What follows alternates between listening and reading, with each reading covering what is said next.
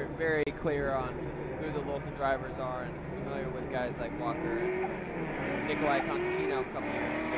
Yeah. Here we go with Matt Powers up against Kyle Pollard, another guy that you were talking about earlier. Kyle Pollard's the lone four-cylinder left in the top 32, lone SR20 I should say.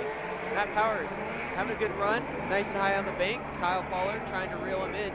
It's a good opportunity here for Kyle to possibly try and close that gap, but doesn't look like he's able to do that. That torque from Matt Powers really going away. Smooth run from Powers on his lead. Pollard, no major mistakes, but I think that lack of proximity and a little bit shallower line on that outside clip after the power alley might affect his score. Yeah, Kyle's another local guy who was previously a Corolla driver, so we used to hang out a lot, but he's really got this car figured out for this event. He had previously had a lot of transmission issues, but he's not as close as we'd like to see, and also a little low on the bank. A couple of corrections. Matt is up there putting down a pretty clean qualifying line, and right here Kyle comes in noticeably slower actually. I think it really hurt him. He just didn't have the momentum to get himself out the wall, so he's shallower, a little more e-brake than Matt, and finishes I guess a couple of car lengths behind, so not an ideal chase run, but anything can happen. It's definitely, I think Kyle's speed is probably a little down compared to Matt, so Powers might have a hard time holding him back in the bank. We'll have to see what his tactics are. So we're going to switch those cameras again. One of the couple of sponsors of Matt Powers are supporters of the Drift Stream. Make sure and support the companies that support the Drift Stream.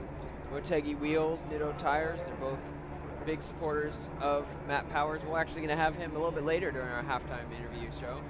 So get a little bit of feedback on this. You see the VLEDs starting line, lights go out, cars take off. Here we go with Kyle Pollard leading. Matt Powers going to give chase. Pollard initiating pretty well.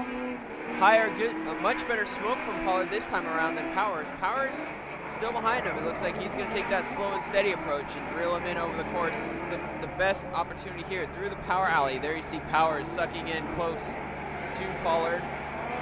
Pollard's just going to continue running his line out towards that outside wall. Much better run from Powers overall, a lot closer to Pollard and a lot more smoke than what Pollard was able to generate on his follow run. Like Kyle's did run definitely a lot better than the chase run. Like he was high in the bank, had good speed, but I think Matt had the cleaner chase run.